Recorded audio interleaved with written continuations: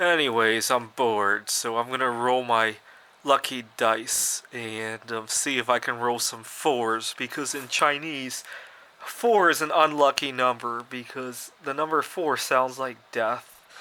I got these dice a few years ago when I was getting ready to go to my first major backgammon tournament in New York.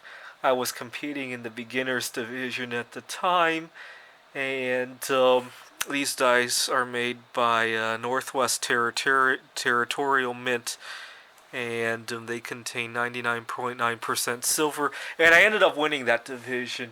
And every time I go to a tournament involving dice, I take these with me. Backgammon, and also some of the Computer Olympiad events. We have Einstein Werfel Not. There's also a backgammon tournament there. I've never been involved in that, but I'm hoping to compete in that this year. What else? There's another. I know there was another. Oh, Dice Shogi. I don't do too well at the Computer Olympiad. I don't know if it's my programmer because I don't roll too well at the dice. So the way the backgammon tournaments work at the Computer Olympiad is you still have to roll dice, and then you input them into the computer, and then the computer decides what moves to make, and then you simulate it on a board. And I've never done too well at any of the dice games at the Computer Olympiad. And then at the intermediate division, they don't like using dice with carvings on them because there's some controversy of if they're fair or not.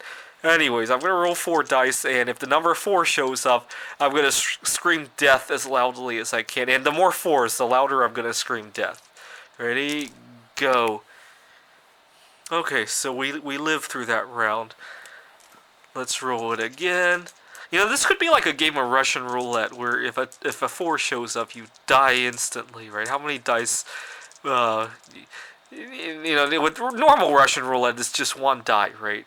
But the more dice there are, the more extreme the version of Russian roulette, right? And you can think about how much money someone might have to pay you for you to play Russian roulette, right? For one dice, I think I've read somewhere that most people need to be compensated some amount for a 1 in a million chance of dying, right? It's called a micromort, right? Micro meaning millionth, mort for mortality.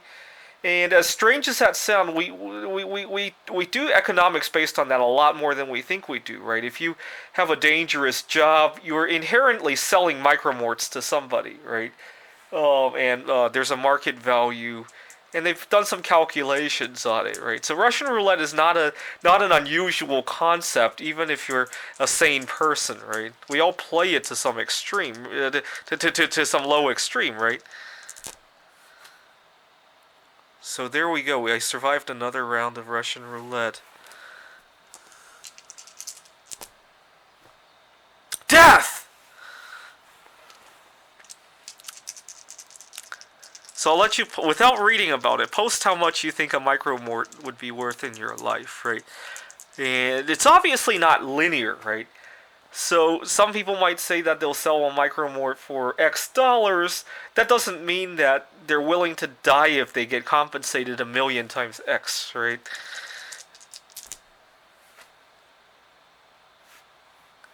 Wow.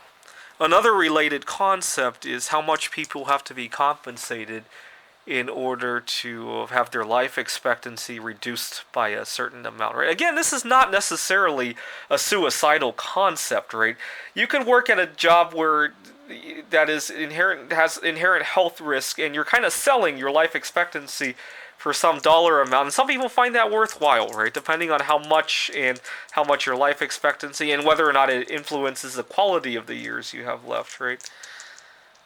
I'll let you think about that. Oh my god. Death! One, two, three. Anyways, thanks for watching.